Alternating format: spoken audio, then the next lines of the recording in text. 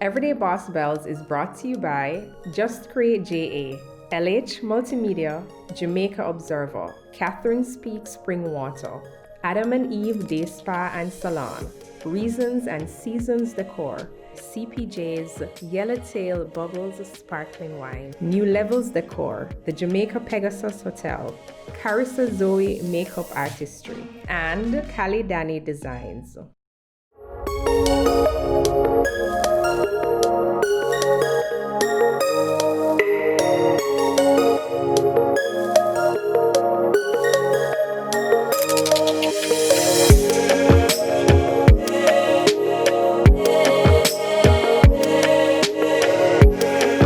It is the season finale of Everyday Boss Bells. Can you believe it? It has been tremendous. And to close out this season, we have a media savvy, vivacious, just fabulous person with us. She's indeed an everyday boss belle. She has so many things going on right now. I really don't know how she keeps up, but she's gonna tell us how she has found her rhythm, or has she? Welcome, Debbie Bissoon. Thank you, Michelle. I think that's one of the best introductions I've ever received. So thank you very much for that. And it is my pleasure, and congratulations on doing this. This is really amazing. Everything is so plush and pretty. Yes, thank you. You know, as a PR belle, we have to bring it. Of course. And you're a belle yourself. Thank you. Thank you very much. So, Debbie, you've done so much. You are doing so much. Just share with the viewer, the audience, what exactly does Debbie Bissoon does? Like, what do you do? Well, I'm known for my presence in media, being a part of the RGR Communications Group, doing radio and television, working on Fame 95 FM and doing ER as well. I'm also a freelancer in that space as well. So I will host different television programs from time to time, like Smile Jamaica, Weekend Smile. I've done that. Also as a host, so I've hosted several events for corporate companies and also events as well. In addition to that, I'm also a producer, a media producer, so I produce television shows. I'm also a voiceover talent, so I've done commercials for a number of corporate companies. It always amazes me that that time signal on TVJ that says the time by Fantana Pharmacy is. I did that about almost 8 years ago. Wow. And it's still there. Like, it's still there. Are you getting royalty fees? I know, right? Somebody needs to send me a check. Yeah, but I mean, it's really such an amazing journey. I started this when I was at UWI, but my intention to become a media personality started back at Clarendon College, where I went to school. First time hosting with Paula and Porter Jones, and up to that time, in and media. I know, right? Like, she's like bow down. She's amazing, and not only is she amazing at her craft, but as an individual as well. She's such a light, such an amazing person, great spirit. So up to that point of co-hosting with her at Clarendon College for their outside broadcast at the time, I wanted to become a lawyer because boy, the lawyer. Everybody said I love chats. Wow. So grandma was like, you need to become a lawyer. And then to me, co-host with Paula and Porter. I was like, no, it's not my thing. Let's try it. Seeing me? So I didn't know I was a writer. I well level, I got subjects, and all one started sixth form, and she asked me to write something along with the class, and then one day she calls me up to the front and she says to me, read your essay. And at first I thought she was trying to embarrass me. So I was like, and she has never taught me before. Let me just start reading, and she says, this is how you're supposed to read. Yeah. I was like, okay, all right, let me read some more. That kind of vibe. And then I started in debating society. She introduced me to that, and then I did National Secondary Students Council as well. I was a brownie growing up as well. I was involved in so many different little things. Yeah, always said that enough people are the ones who become successful. Myself enough, honestly, let me tell you, I love feeling like I'm doing something. in a very short way. I must feel as I'm contributing to something. I must feel like I'm a part of something. That don't necessarily mean that I have to be at the front. I mean, but I want to feel like I'm purposefully adding to the day, and that's the reason why I decided to just do more.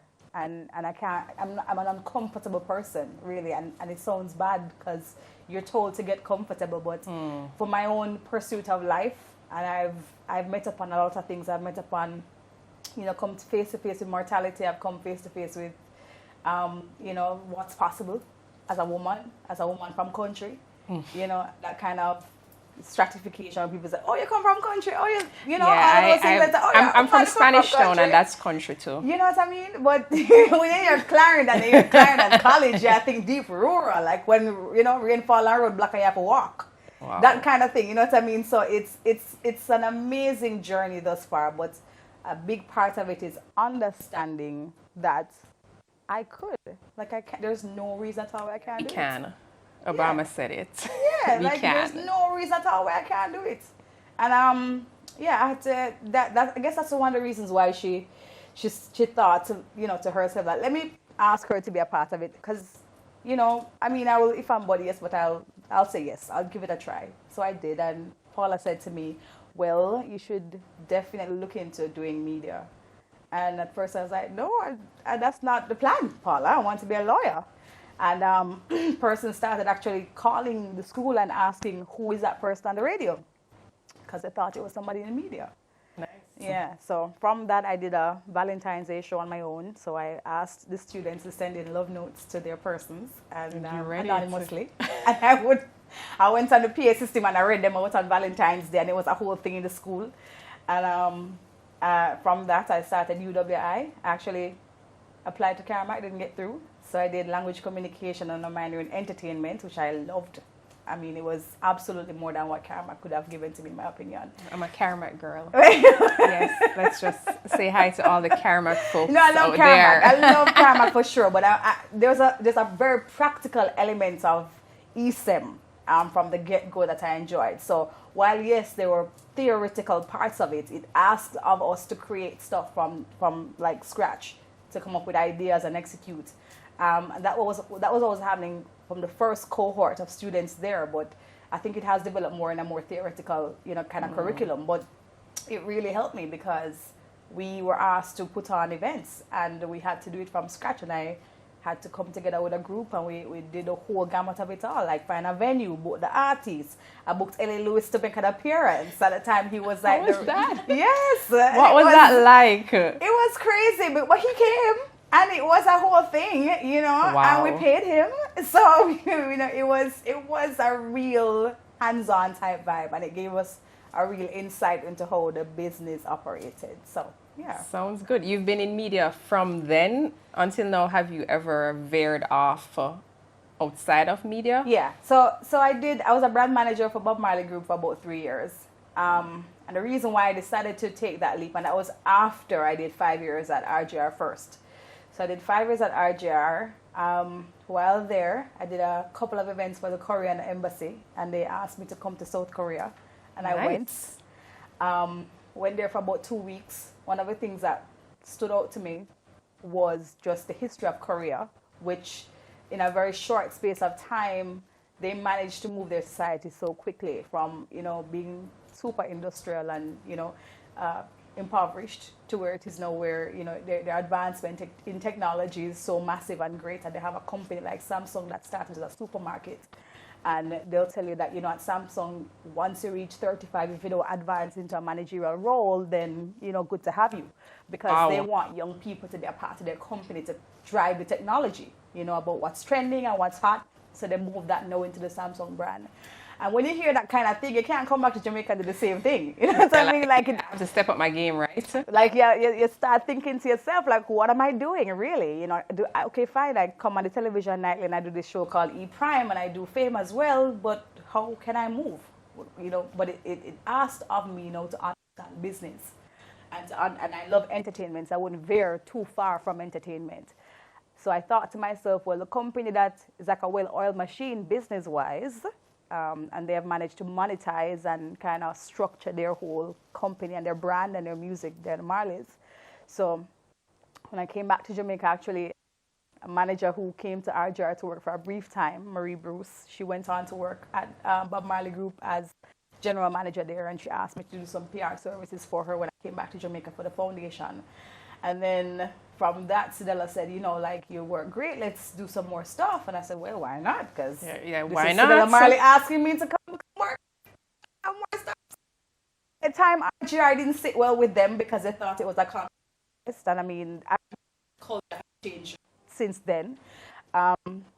So I went on there, worked as brand manager for the Bob Marley Group of companies. I did the Bob Marley birthday celebrations, all the ones that happened at 56 Hope Road, the whole execution from the group. Yeah, those were nice. Yeah, thank you. Having Chronics and Dre Island and Nomads as brand ambassadors, that kind of for them, you know, doing the 24-hour streaming through Scene TV, to facilitating the visits from different prime ministers and presidents like Barack Obama to the museum. Oh. Yeah, it was a lot. I remember that. That was big for Jamaica. It was.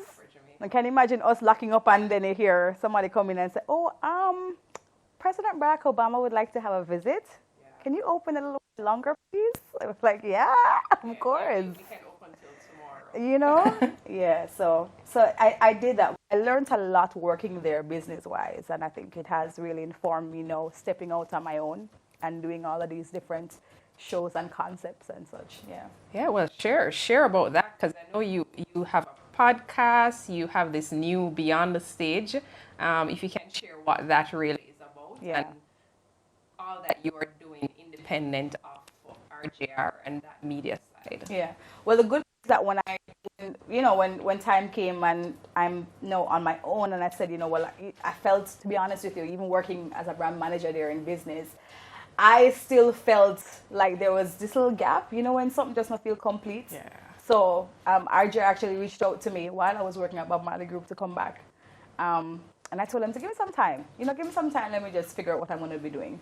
The truth about it is that I knew I needed to go on my own. And then I actually had my son while I was at Bob Marley Group as well. And it asked of me to be more present as a mother. And so I said, okay, well, let's go into freelance full-time and let's create some stuff for myself. So I actually registered Bissoon Productions, which is my company. I do my media productions under that name. And so I started doing Moms Can Relate, which is really a concept about mothers coming together to have conversations. And the truth about it is that I started it because I'm a first-time mother and I have no clue how to do this thing. And so does anybody really? I'm not a mom, but I think that's the narrative. Like, it's kind of always such a new experience. Mothers, like, let me tell you, one of the main persons who have helped me so much is Tammy Chin. And I'm not just saying this because she has no Meet the Mitchell, family, but when I started the first Moms Can Relate video, she was one of the first persons I called because I wanted her to be a part of it, to tell her story. At that time, she started doing videos online of herself having meltdowns when, her boys would come to her and start stressing her out and such. So I saw her being so vulnerable and open with that. And then Ginola Pursues, one of my co-workers and friend, she says she went online and she spoke about going through postpartum depression. Yes. And she was talking, and I was like, let's have a conversation. Rasheen Roper as well. She's a good friend of mine from UE, and she's now on her second child, like really close in age. And I was like, how in God's heaven and earth is she doing this? Because I have one and I'm dying. So how is she turning them out so quickly? Like, what's happening here, So we all got together, and Sadiqa Daram as well. We all got together and we shot it for Mother's Day. And it was when they started talking, Michelle, I was in awe for the whole time. It's my production, and I'm telling them what to do and asking them the question, but I was like, please show me the way, because I don't know what's happening. And Janella started talking about her whole experience, the symptoms, everything about her depression, and I started saying to myself, but I go through that, but that's happening to me. You didn't recognize that. I didn't know it was that. I didn't know it wasn't depression, but it was anxiety. And it asked me to, kind of come to terms with what was happening with me. And I actually had to go to the doctor, get a diagnosis, and actually started a whole journey of, kind of becoming, conscious of it and what to do when it happens. And it's something I still battle with still because I can tell you this much. Up until I had my child, I was the most focused, most clear, most like, not to say that I don't have emotions, but I was in total control over my emotions. I don't get me compartmentalize, and I'm so clear. I'm on my 1-2. I'm working and I love it. And I'm a workaholic, so this is good.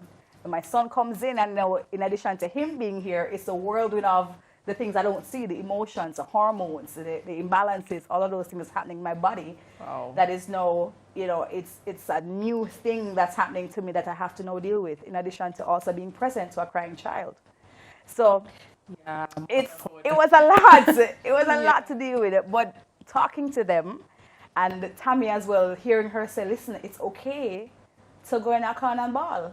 And it's okay to take 5 minutes. It's okay to have him eat, and if he's still crying, leave him alone and let him just, he'll be okay. I always say, I don't have children, but I always say, it's like when I see parents, I'm like, they won't cry forever. No, you see, because I always say that as well, because I always tell to myself, boy, you know what, when I have children, it's going to be so easy. What? I'm good with kids until you have your own. And in your mind, your child is crying. So how are you going to ignore him? Because there may be something you're not doing correctly, and that's in your brain oftentimes as a new mother. Like, am I really doing this properly? And I don't live with my mother. It's not like first time when you can, your grandmother grow you. Because I grew up with my grandmother for the better part of my younger years. So I don't have that, because my mother is also a working woman, and she never have time to change your women pampers and working. You know what I mean? Yeah. So I have to now figure out how am I going to do this. So have you after 3 years, your son is 3 years old, have you found your groove, your rhythm, or it's still a work in progress? Ever evolving. It is ever evolving, honestly.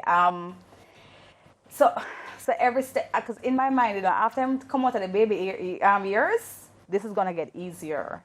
No, it has not gotten easier. It has gotten more demanding, and it's every level is a new him, and he requires more.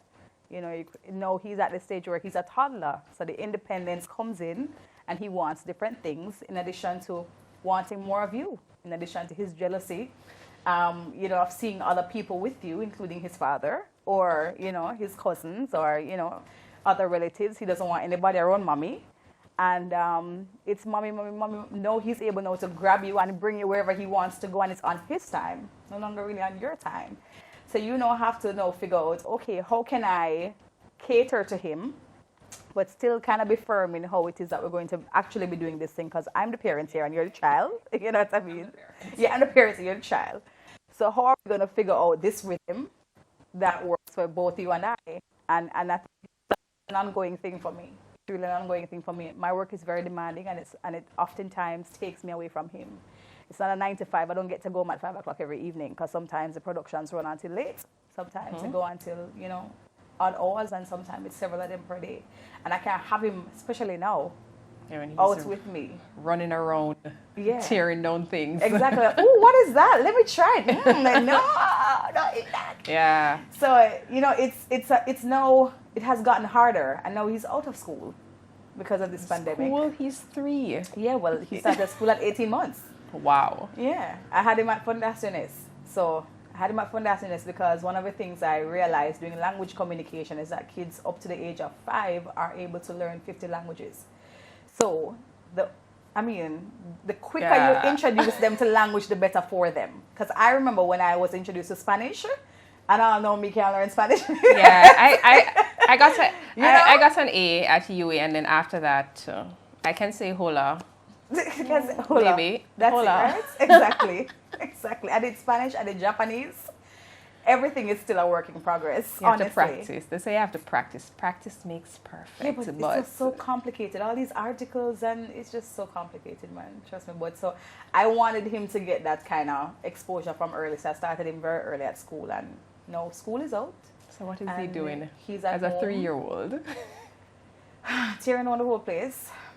He's on Zoom classes and online. No, that don't work for toddlers. Zoom classes don't work for toddlers. So I have to get this is the part now of balancing. are rhythms that you have to know, figure out, okay, so during the time that he's there and you're there with him in the mornings, what does that look like? You have to know, put him on some kind of schedule. And when he gets up in the morning, he knows, all right, we have breakfast, and then, you know, you bathe, and then you go outside, you play a little bit, and you come back inside, and we're going to do some work. Let's do some coloring, some tracing, all of those kind of things. And nice. Organize your life. You try as best as you can, you know, and then he has a nanny, because that's very necessary. Support is absolutely necessary. So, Yeah. so 3 years in as a mom, what advice would you give to me? Being a mom, Have kids, they say. they say. What advice or what have you learned that you can advise somebody else going through newborn, new mom, or somebody who is planning on becoming a mom soon? Take it easy with yourself. There's so many resources out there. Trust me. And one of the things I always say with Moms Can Relate is, we look at the things that they don't tell you about motherhood. Meaning, yes, it is all there in our book, you know, how to breastfeed, how to hold them, how to change your pampers. And they give you such, you know, almost instructional thing. And you wish wholeheartedly it was so, but it's not. Because these are young human beings coming into the world with their own likes and dislikes. No matter, you think, okay, fine, that they're like you, they're not like you. They're not like you. They're coming in with a whole heap of differences in terms of personalities, etc. I'm a nice person and I'm all friendly. My son is, if he doesn't Serious know you, face. don't come to him. You know what I mean? And he's sometimes aggressive, sometimes he's loving. You have to give them the space to kind of get into their own groove. But you have to be very gentle with yourself as a mother and understand that you probably won't get it all together all at once. You have to give yourself the time and the patience to do that. And at first, I think that contributed to my anxiety, because I was always like, I'll get up in the middle of the night and look if he's breathing. I still do that sometimes, to be honest with you, even though he's 3. I go in the room and I make sure that, you know, his chest is going up and down. And for a whole year, I remember after just leaving Bob Marley Group of Companies, a whole heap of things was just happening. I just gave birth, and I'm leaving my job, a full-time job. I'm at home with my child, and now trying to, you know, balance this thing of being a freelancer, and it was a lot of things to manage, and the anxiety is on, and it's Still standing. you know what I mean. It was a lot at first, but what I had to learn quickly was, okay, Debs, this is going to be a process. It's not going to happen overnight. To take some time and adjust. Yeah, be patient. How would you define success? Because, you know, a lot of persons see people who are popular, especially when you're in the media landscape and everybody knows you. How do you define success? I think success, you have, in my opinion, you have 2 types of success. You have the success that is absolutely visible to a lot of people, which is just that. You're in the media and people may see you doing things, and they see you Doing around amazing other people. things. And then you have the material stuff that they can actually see. But there are a lot of unhappy people who have a lot of stuff. And I think the real success, in my opinion, is actually being at peace with yourself, where you're not dependent on externalities to validate you. Like you're not looking to hear you're doing a great job or to get 10,000 likes to let you know for sure that you are actually an amazing person. Isn't that hard, though, in this today? And that's the reason why when Bob Marley said take some time for yourself, you have to take some time and know yourself. Because the minute you give away your power, and trust me, it's a giving away of your power, meaning if them bring you here, sir, that's you. And if them carry you here, sir, it's you. No. Remember that you came into this world by yourself, you know. And when you leave, you're going to leave by yourself. So it's all good. Can't knock it. You love the praise. You love people telling you you're doing great. But at the end of the day, in the moments when you're not meeting their expectations, does that mean that you're less of a person? Nope. Exactly. So you have to be able to stand firm in who you are. And sometimes it does mean, you know, moving away from the space for a little bit, reasserting yourself and understanding more about you, so that when you step out again, you step out stronger.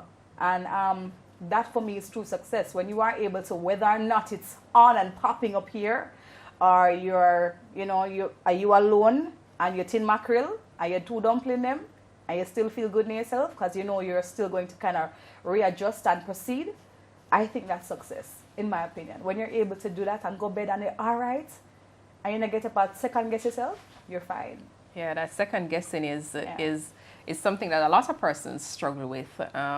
Before we were talking about the imposter syndrome and sometimes feeling like maybe I'm not good enough for this, or you know what others are gonna think. So that's very important in terms of feeling at peace with who you are and deciding to just do what you have to, regardless of what other persons may say. And from that, what keeps you motivated? What keeps you inspired to just keep pushing and keep going regardless? Well, right now is my son, for sure. Because, you see, okay, so I come from a nuclear family, mommy and daddy. At first, I saw mommy doing several things before. She's now a guidance counselor. But before, I saw her doing several things. So she started out doing fashion designing. So she was a dressmaker. You know, Well, that explains why you're always so fabulous. Yes, Maybe. maybe. Mommy don't. I guess.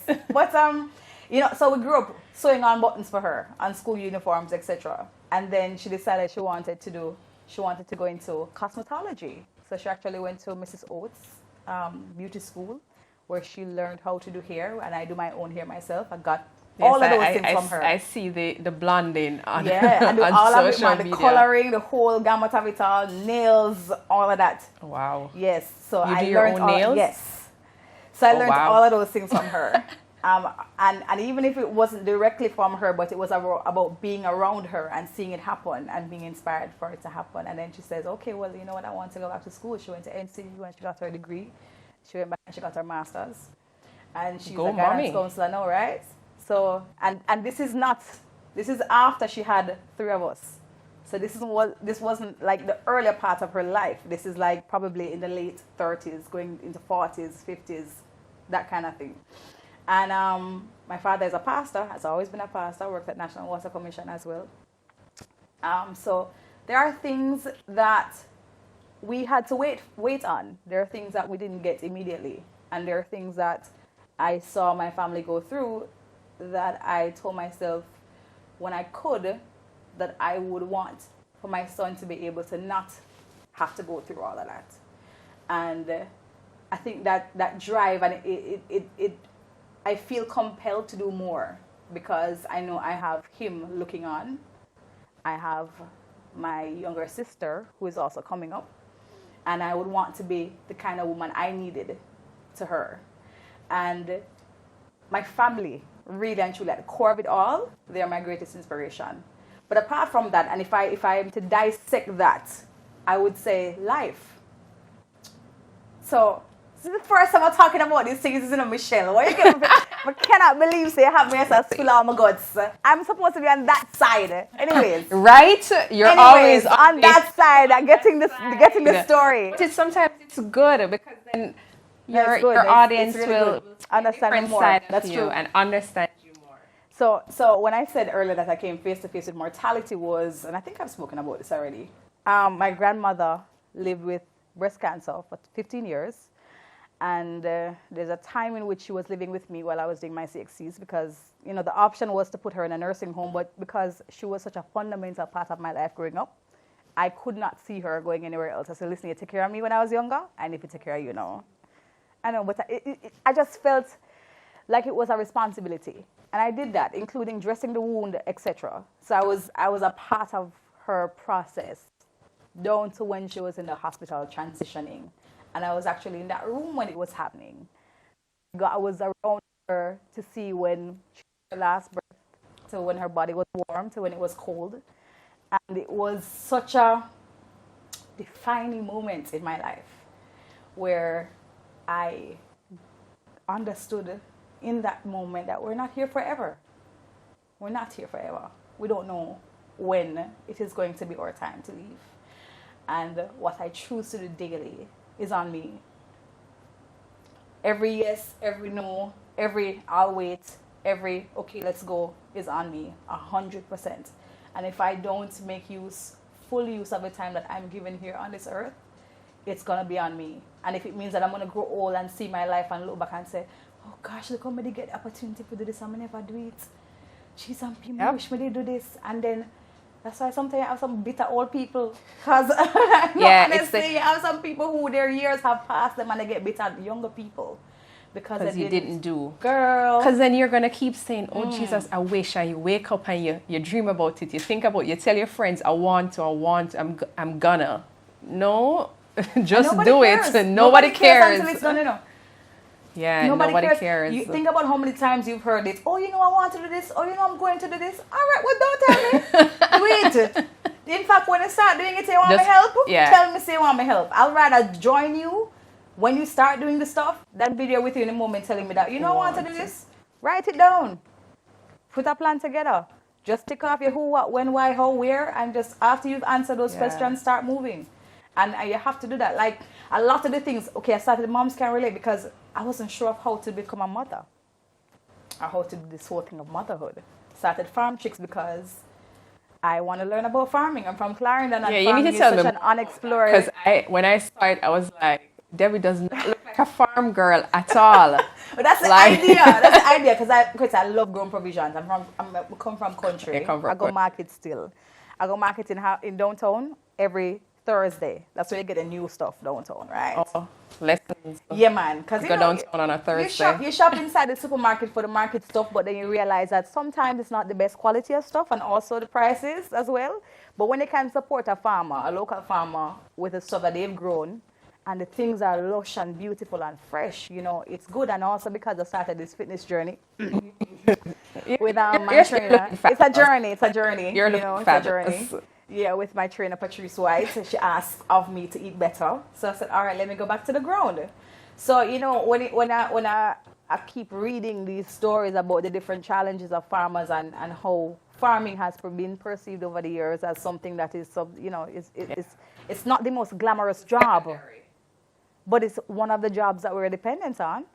There's so many industries that are dependent on farming to thrive. They're hotels. Everything. It's food. It's food. It's something that's, you know, exactly. So how is it done? Like, how is it done, or how do they do their business? Let's learn more about the stuff that we are ingesting. Let's learn about the time period of which they grow. Let's understand it some more so that we in turn as well, on a smaller scale, could probably do this in our backyards.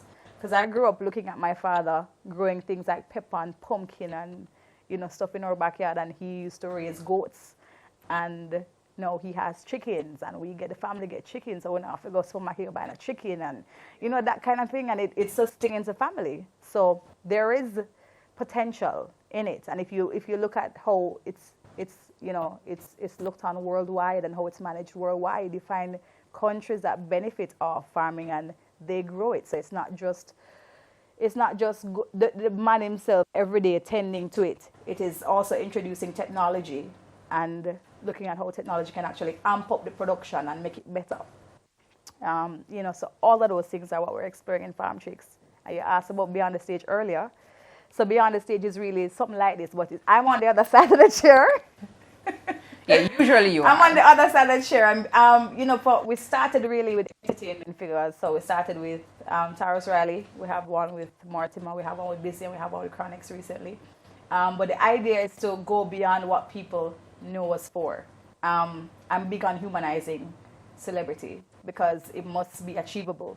I'm here because I saw somebody like Oprah Winfrey, a black woman, on television every Sunday. She was my girl. Looking at her, and I'm a country girl from Clarendon who would have no experience at all in television, thinking to myself, yo, this is what I want to do. And hearing, okay, well, we have auditions, go Debbie.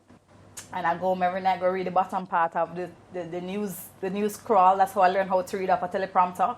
And I never stopped going auditions. So I did 10 of them and I hear the first yes. And that's sometimes that's all you need, you know. You just have to continuously get that first yes. So she, for me, was a big part of my development and my movement, you know. So you have to, it was being able to tell the stories of people who we see and who we revere and think that they're out of this world amazing, and we can't. That they're not human. That they're not human beings. So when you hear them start telling stories that are so relatable, it's really a way in which we get to understand them a little bit more. And basically can talk about, his time in prison when Chronix can speak about growing up in Spanish Town and how him loves Yes, mango. Spanish Town. You know, All like the him, Spanish Town peoples. you know what I mean? Him love the smell of mango, and you know the church sister would tell him say, "I go in our room with Burst Hammond," and you know that kind of thing. It makes you understand him even more, and you get to ask them questions as well about their choices, the choices that they've made in their celebrity life that the media hear one side about, because we hear about the one-sided stories. Exactly. So we get now to hear from their POV, and it's not gonna only be about the musical celebrities, but we want to speak to everybody who has had some stage in life that we look to them and you know we love them and we laud them for the work that they've done. So that's what the show is going to be about. Well, you've been doing amazing stuff. You have so much on your plate. What's next for Debbie? What's next for me? Oh Lord, I don't even know. Honestly, I don't know. It's more of doing what I'm doing now, and it's more growth. That's for sure. Yeah, I would say it's more growth, just more growth. I can't identify one thing and say, okay, it's gonna be that. But once I feel like I'm stretching myself, then it's gonna be more of that. Yeah. Okay, so to all the boss bells out there, what would Debbie say are the must-haves for you to be a successful boss bell? Whew. Like what are some of those key traits that you think persons must have? Traits.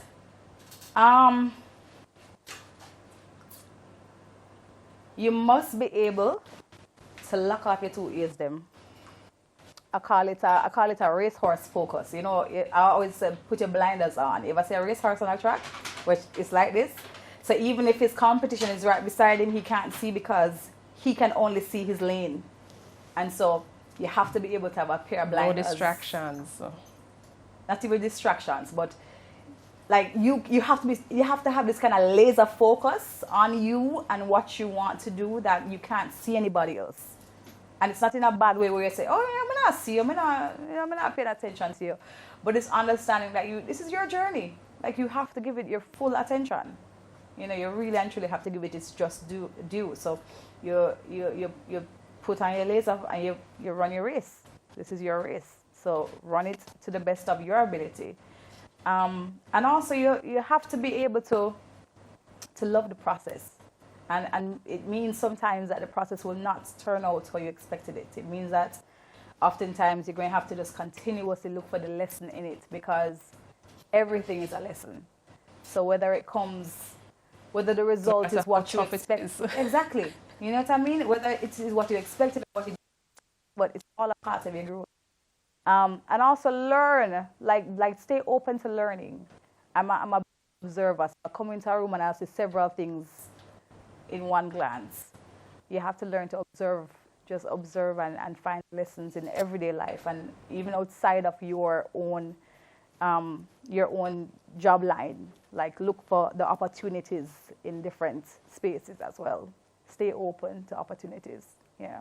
It was such an amazing interview with the lovely Debbie Bissoon. The end of season 1 of Everyday Boss Bells. Guys, I feel so good. I'm so happy. And of course, as we do for every episode, we're gonna celebrate and toast to my beautiful guest. Everyday Boss Bells, a toast segment is brought to you by CPJ's Yellowtail Bubbles Sparkling Wine. Debbie, such a beautiful spirit. I wish you all the very best on your journey to just growing, and we're gonna cheers to just doing it. Let's just do it. Like lovely, right? It is lovely. Yellowtail bubbly. Everyday Boss Bells, a toast segment was brought to you by CPJ's Yellowtail Bubbles Sparkling Wine.